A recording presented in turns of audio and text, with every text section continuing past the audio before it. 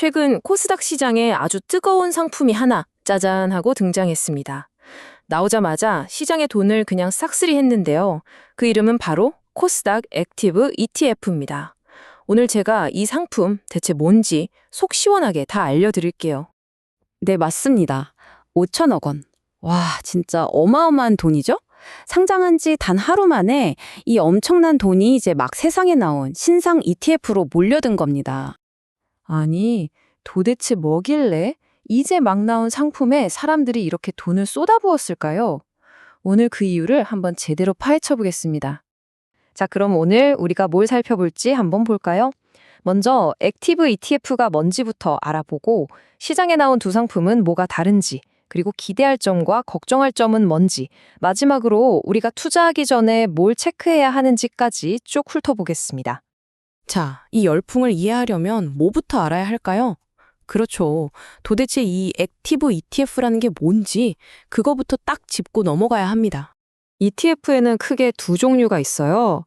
왼쪽에 있는 패시브 ETF는요, 말 그대로 그냥 코스닥 150 같은 지수를 졸졸 따라다니는 모범생 같은 거예요. 지수가 5% 오르면 딱 5% 오르는 거죠. 반면에 오른쪽 액티브 ETF는 펀드 매니저라는 전문가가 직접 나서서 내가 한번 시장을 이겨보겠어 하면서 종목을 콕콕 집어내는 뭐랄까 승부사 같은 겁니다. 물론 액티브 ETF가 아예 처음 나온 건 아니에요. 근데 중요한 건 이거죠. 변동성도 크고 그만큼 대박의 기회도 있는 바로 이 코스닥 시장. 여기에만 집중하는 액티브 ETF는 이번이 사상 최초라는 겁니다.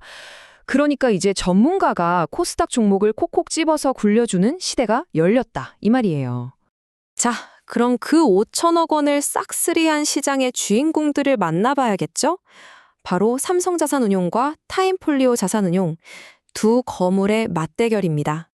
표를 딱 보시면 와, 두 회사의 생각이 정말 다르구나 바로 느껴지실 거예요.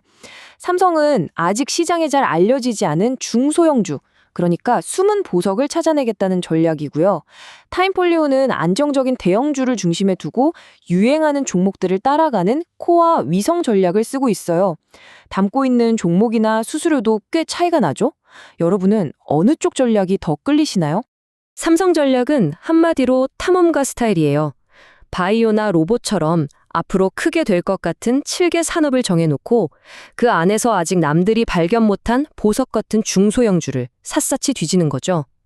대표적인 예가 성우전자인데 시총 60위권 밖에 있는 회사에 무려 9% 가까이 과감하게 투자했습니다.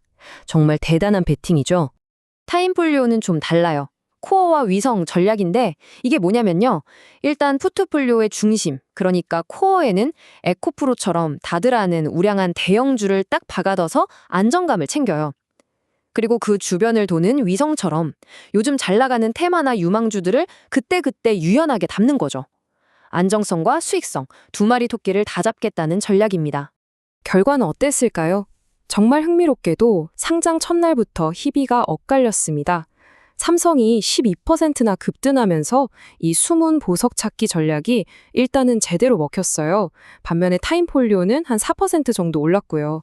물론 딱 하루 결과 가지고 모든 걸 판단할 순 없지만 두 전략의 초반 색깔이 이렇게 달랐다는 건 아주 재미있는 포인트죠.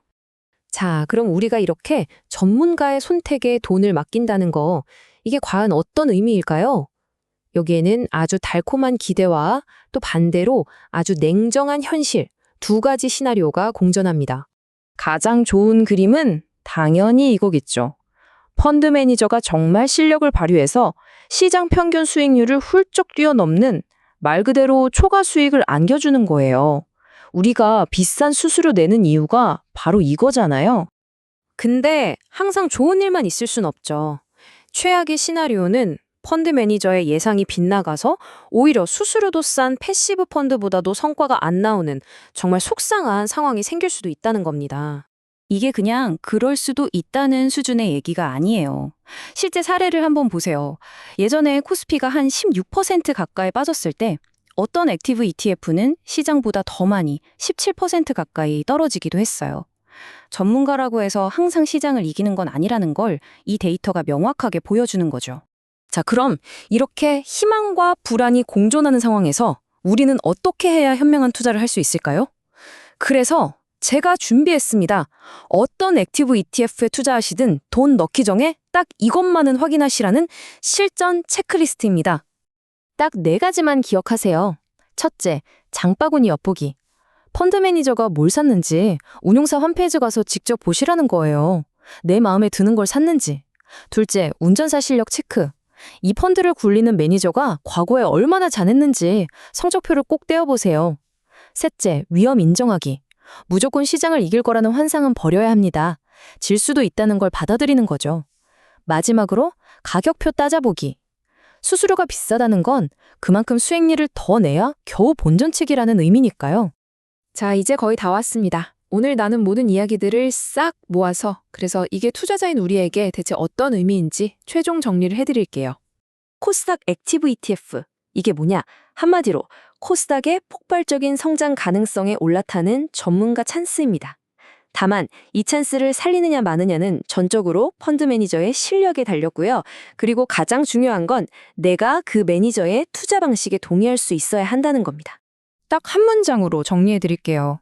이 새로운 ETF들은 코스닥을 이길 수 있는 강력한 무기가 될 수 있지만 어떤 무기인지, 어떤 위험이 있는지 제대로 공부하고 사용해야만 합니다. 자, 이제 여러분께 질문을 던지면서 마무리하겠습니다. 여러분은 어떤 스타일의 투자자이신가요? 매니저를 믿고 아직 발견되지 않은 대박주에 과감하게 베팅하시겠어요? 아니면 시장을 주도하는 안정적인 종목과 트렌드를 따라가는 균형 잡힌 전략을 더 신뢰하시나요? 정답은 없습니다. 여러분의 투자 철학 안에 답이 있을 겁니다.